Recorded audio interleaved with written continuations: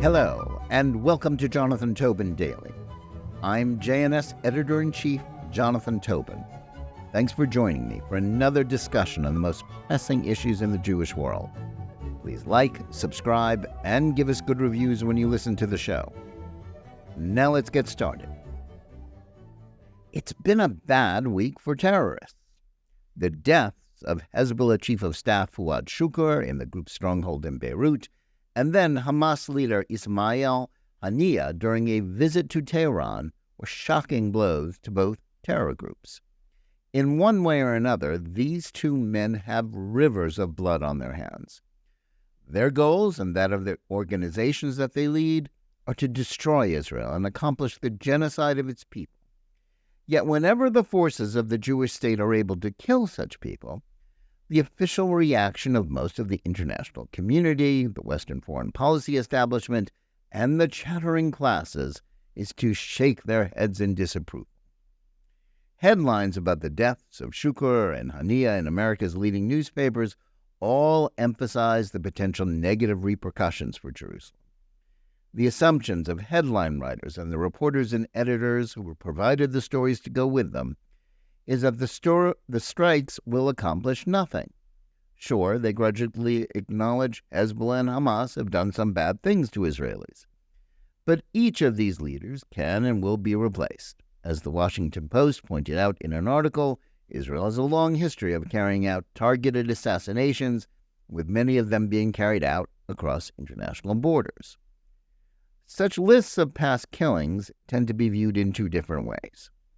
On the one hand, they have contributed to the image of Israel's intelligence services and its armed forces as being unmatched in skill and courage and able to carry out astonishing acts of daring do. On the other, they are often seen as ultimately pointless in terms of their impact on the conflict between Israel and its enemies. After all, no matter how many terrorists the Israelis kill, there always seems to be more to take their place. The entire exercise is often treated as one in futility, with many on the Israeli left, including some former intelligence officials, lamenting that the Jewish state should be devoting as much effort to achieving peace with its enemies as it does to trying, not always successfully, to eliminate them. That was the theme of a major history of Israel's intelligence efforts by current New York Times Magazine writer Ronen Bergman. His 2018 book, Rise and Kill First, The Secret History of Israel's Targeted Assassinations, was widely praised by the literary world and won the National Jewish Book Award in History that year. Relying largely on extensive interviews with ex-Mossad, Shin Bet, and Israel Defense Forces veterans, many with axes to grind, both political and personal, it painted a grim picture of a long, cruel war being waged by Israel that hasn't accomplished much in the way of providing security. While the tales he recounts often paint a picture of heroism and ingenuity, the ultimate conclusion is that the killings, whether of Palestinian terrorists or of scientists working on weapons of mass destruction aimed at Israel, were at best only tactical triumphs. Bergman, as avid a supporter of the peace process as he is a chronicler of Israeli secret operatives, treats almost all of the targeted killings, the famous successes, and the infamous failures as strategic defeats, since they could not bring about an end to the conflict with the Palestinians or their supporters and abettors, especially those in Iran. That attitude is being echoed in the coverage of the killings of Shukur and especially Haniyeh. They are seen as increasing the chances of the war Israel's waging in Gaza and the struggle against Hezbollah escalating into a wider regional war. The strikes have also been interpreted as lessening the chances of a deal for a ceasefire and the release of the remaining hostages still being held by Hamas in Gaza since the atrocities in southern Israel on October 7th. Bizarrely, that led to a headline in the Wall Street Journal in which Haniyeh was eulogized in an article as Hamas's leading advocate for a Gaza ceasefire, though it was subsequently toned down to read as merely the terrorist group's chief negotiator. There are a number of problems with this approach, not the least of which is the notion of the political and military wings of groups like Hamas and Hezbollah being as starkly different as, say, the difference between active serving military officers in Western armies and the civilians who hold elective offices and give them their orders. Haniyeh may have had different day-to-day responsibilities within Hamas than Yahya Sinwar, the group's senior leader in Gaza, who reportedly heads its military formations. But they are merely two sides of the same coin with the same ideology and purpose. The political leaders of an entity with the sole aim of mass murder, as demonstrated on October 7th, when it carried out the largest mass slaughter of Jews since the Holocaust, are not more peaceful or more interested in the welfare of Palestinians than the military wing of the group. More important is the assumption that underlies much of the criticisms of Israel's actions that Israeli attacks on terrorists are pointless, since the conflict with Hamas and Hezbollah must be solved by political means and not by bloodshed.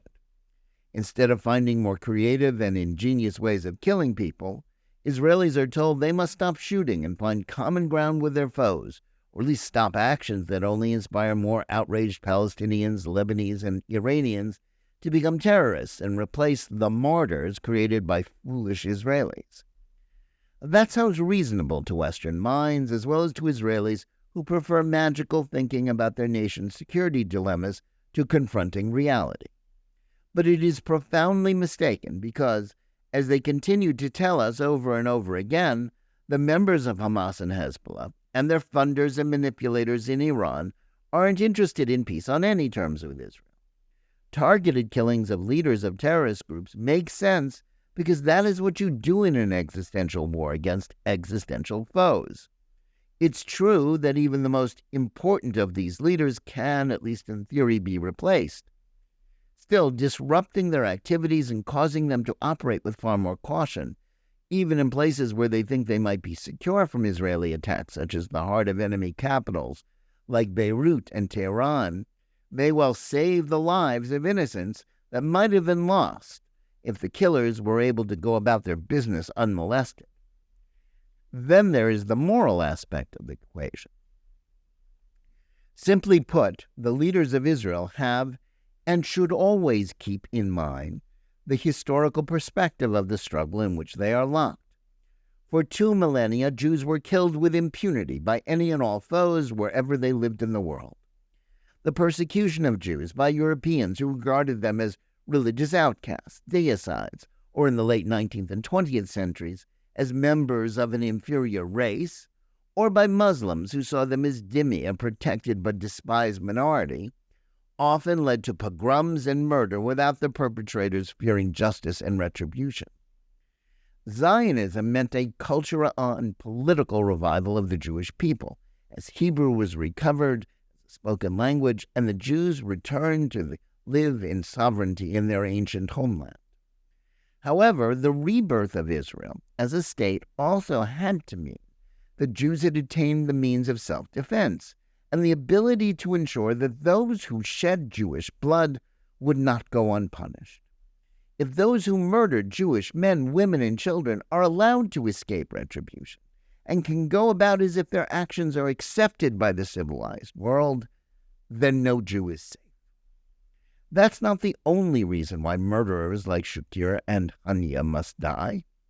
They should be pursued because the goal of Israel in this conflict should be to win it rather than to merely survive another day while holding on to the vain hope that gentle reason, international mediation, or concessions by Jerusalem will achieve peace. Peace may one day be possible, but only after their complete and utter defeat. And that is something that the same people who are clucking away about the supposedly reckless and pointless actions of the Israeli strikes reject as impossible. Hamas is an idea, they tell us, and cannot be defeated. So too, presumably, is the Iranian commitment to wiping Israel off the map, and for which it has armed not just Hamas, but its Hezbollah auxiliaries and Houthi allies in Yemen to the teeth. The idea that the existence of the one Jewish state on the planet is but a passing phase that Arabs and Muslims will outlast is an idea, but it can be defeated in the same manner that the Nazi idea that the Jews can be exterminated was vanquished, by the utter destruction of those forces that supported and killed for it. As scholar Daniel Pipes writes in an important new book, Israel Victory: How Zionists Win Acceptance and Palestinians Get Liberated, the only way out of the impasse isn't by pressuring Israel into surrendering land, which only empowers the terrorists and gives them the ability to kill more Jews. It is only by eradicating the terrorists in the Gaza Strip and wherever else they can be found that Palestinians will be forced to conclude that their century-old war against Israel cannot succeed and that they must try something else. If, as Pipes writes in the Wall Street Journal, the killings of Shukur Haniyeh represent a sign that Israeli Prime Minister Benjamin Netanyahu is returning to the goal of total victory over Hamas and its Iranian backers, then it is not merely just a hope, but an essential step towards the only possible hope for peace. That is something that the administration of President Joe Biden and Vice President Kamala Harris have been opposed to. From the start of the war that followed the October 7th massacre, Washington has been seeking a premature end to the fighting before Hamas was defeated. That not only gave heart to the terrorist group and its foreign anti-Semitic cheerleaders, rationalizers, and enablers, it also undermined any hope for rescuing or redeeming the more than 100 hostages Hamas continues to hold captive as bargaining chips in the hope they will buy them survival and victory over Israel. By acquiescing to American pressure, Israel strengthens its foes and only ensures that what will, at best, be a renewal of the conflict under even worse circumstances than in the past. Should the killings of the terrorists be a prelude to the sort of terrible deal for Israel that Harris mapped out last week, then they will have been meaningless. Throughout its history, many such brilliant operations like the ones carried out this week were not followed up on by Israeli leaders who sometimes feared the admittedly troubling consequences of international disfavor more than the prospect of terrorists surviving to kill again. The slaughter on October 7th should have been an end to that sort of hesitation, as well as to the last vestiges of support for a two-state solution. It was peace processing and territorial retreats, such as those still favored by Israel's critics, that allowed Gaza to become an independent Palestinian terrorist state in all but name, which led to that infamous day. Supporters of Israel and moral people everywhere should celebrate the demise of mass killers like Shukur and Haniyeh. They should do so not only because it is justice, but because anything that leads to total victory over terrorists is a step towards peace, not more problems for Israel. Thanks for listening. Please remember to tune in every day for Jonathan Tobin Daily Edition and every week for Think Twice, my full-length JNS TV program. Whether you're listening to us on Apple, Spotify, YouTube Music, or any of the other podcast platforms, or on the JNS YouTube channel, please like and or subscribe to JNS, click on the bell for notifications, and give us good reviews. Please write to us at editor@jns.org and let us know where you listen or watch the show and what you think about it. And remember, keep reading and thinking for yourself.